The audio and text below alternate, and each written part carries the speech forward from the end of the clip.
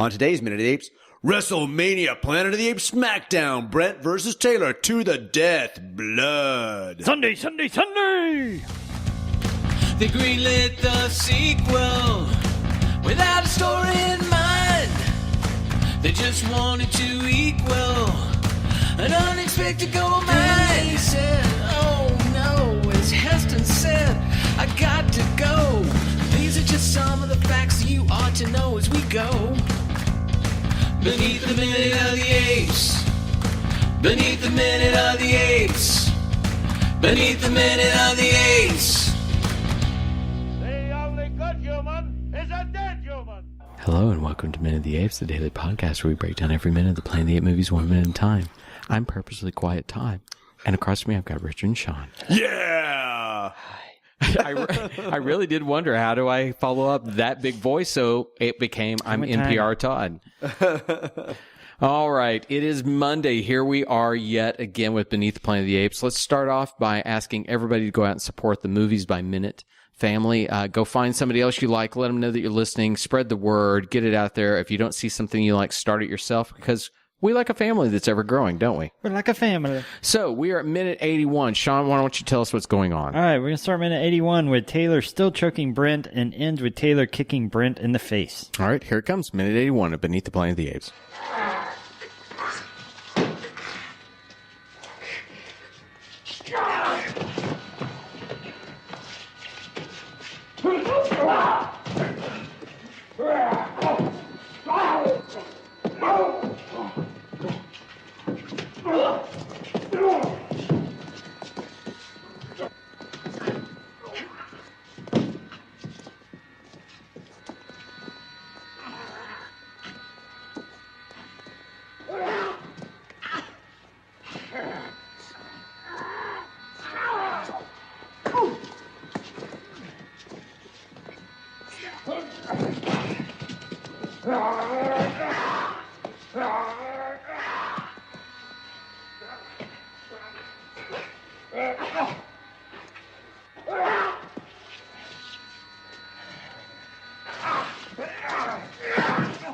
And as of minute 81, we have 3 living humans, a psycho or telepath, 4 dead humans, 1 dead ape, a shrewdness of apes, and a gaggle of humans. So I said in last week's Friday episode when we began the fight that I thought some of the way it was shot, I really did concede to it. Shot very well. We finally get a shot here I asked for way back when the apes were training and pulled the human off the horse, that why didn't we go for the reverse angle of the upward angle of the human looking at the apes? And we get that with Taylor. So they had this kind of thought in their mind of something like that. And that's even a nice visual motif if you now show Taylor almost reduced to the level of the apes attacking the humans. So you could have this bookend kind of thing. I wish they had done something. It's a very, very cool shot. We continue with the fact that whoever lit Mr. Post pilot light got him going in this moment, because he's directing with a little bit of vigor. So Brent is still kind of down on the floor with his back or skull pressed into the grate and the bars. And Taylor's kind of on top of him, still choking him. And Brent is definitely legitimately having a problem getting out from under Taylor, who's on top of him. It's kind of an interesting shot, though, because I think it's kind of helping him brace against the bars.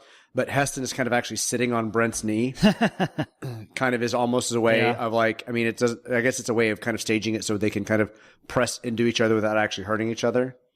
But doesn't that hurt Heston? Aren't his nuts basically right there? Yeah, the perineum. That is very much like you hear people complain about doing wire work because it just takes your nuts and pushes them way up where they're not supposed to go. That does not look comfy at all. We did get some straight up Star Trek fighting with that weird kick to the chest. Yeah, it was kind of there was some like the original series Captain Kirk fighting in a solitary cell room with nothing going on. But yeah, no. And so Brent is able to kind of kick his way off to kind of shove Taylor back to the back, and then we get a great shot from behind.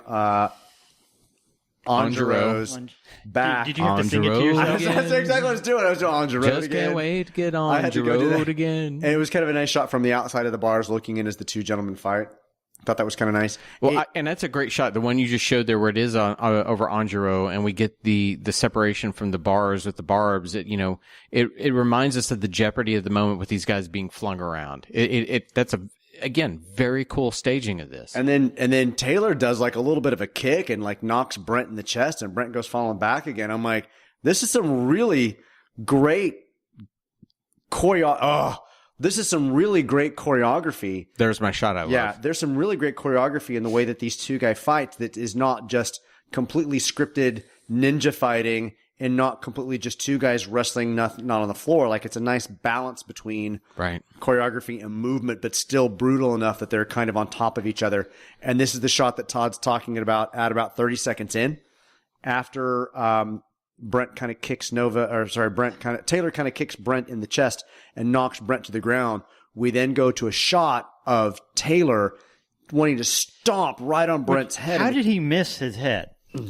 The way he missed it is, they said, the script said miss? Yeah, miss it. I agree. Brent just kind of looks to the side, and that's his getaway move. It's where they got the inspiration for Greedo. Oh, okay. Move Scoot Han's him out of head the side to a little bit. But what's cool about that, I think that so often, you go back even to Tim Burton directing the original Batman, how horribly some of those fights are staged. Oftentimes what's dramatic, and we talk about it in the last minute, when you stage a fight, is to go for the camera being the POV of the person currently receiving the ass whipping. And in this moment, when we get Taylor kicking down, we are seeing Brent's perspective, and the dire straits in our mind. We are like, oh shit, that's coming at me. It's very aggressive, very exciting. I wish that they had kept this in mind the whole time. So many of these things would have just really helped this film. So, in a little bit here, Taylor's going to be choking Brent again. And what we discussed earlier answered a question I had. I'd say, like, Taylor really has the reach on Brent when it comes to choking. Well, he's 6'3" compared to his 5'10". That's very true. Yeah. Then in order to get out of this moment, Brent is still on the ground, and Taylor's tried to like punch him in the head or kick him in the head a couple times. Brent just kind of expertly takes his right foot and then just kind of slams on the back of Taylor's calf, causing Taylor to kind of fall to the ground just briefly as well. It's just like, it's so cool to see. It's so cool and brutal. I just love it. Well, so at the end, we kind of get some MMA grappling with leg stuff. Well, and then we get, Brent being thrown up against the wall, and we see the trail of blood from the injury to his back, which is a nice reminder again of the gravity of what's occurred. This was the first time there was a point during this particular fight moment where we did get to see the blood on Brent's back just briefly, and then to your point, yes, we see him slammed against the wall, and it puts that blood mark on the wall. It's like, yes, it's really nicely done. It's well thought out.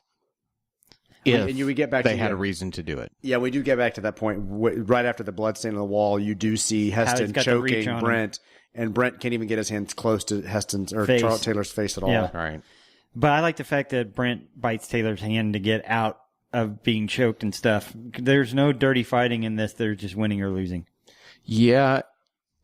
But in a coming minute, we get his finger. Yeah, bites his hand. Brent does. So we've had Zayas biting his hand. We've had this hand biting, and we get another hand biting this week. Yeah, we do. There's a lot of biting of hands. It feels like one of those things when somebody just learned a new fact, so they try to squeeze it in. Or somebody saw somebody else biting their hand at one point and said, "Oh, I'm going to put hand bites in this movie now." It's me when I take the time to learn a word of the day, and I try to work it into 3 sentences throughout the day, so I'll remember it and know how to use it. That's exactly what it is. 40 seconds in after the hand bite, we've got Taylor and Brent kind of wrestling again, but this time the shot is now from the outside of the cell to the center of the cell. We're no longer behind Andro. Andro's no longer in the shot. It's just kind of being able to see them tussle between the prison bars without even a body there. I thought it was I really think it's kind of fun. I don't disagree. I think it's very fun. This is one of those moments where I wish this was lit with more shafts of light instead of just a blanket light. It would be kind of cool if they were coming and going. The shadows would add jeopardy to the moment. So then Taylor takes Brent, throws him. Brent does 2 barrel rolls on the ground, and then Taylor does this awesome thing where he turns to the wall like he's about to kick off of it and push off of the wall, and he kind of whips around and then hops down on top of Brent and starts choking him again. I mean, it's just so. It's so.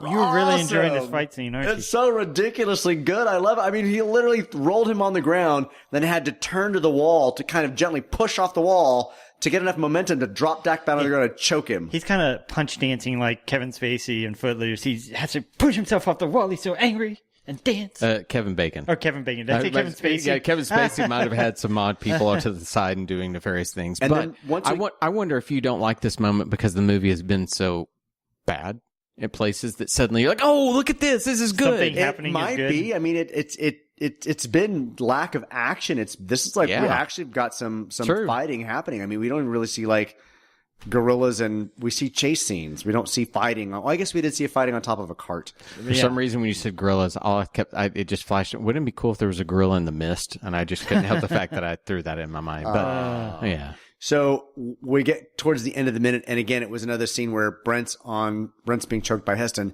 and I legitimately like, oh, Brent's not getting out of this one. Brent's done. Brent's dead. You know, Brent's like a canker sore on your ass. He doesn't go away. Can you get a canker sore on your ass? Yeah. Okay. Oh, yep. Depends on what part of the world you visit. All right. Sorry. We got a lot of Brent leg at the end of this minute, Yeah, and I was very excited about the end of the Brent leg. The Indian leg wrestling? The Brent leg. Yeah, I did think that the leg wrestling, I was like, what are they doing?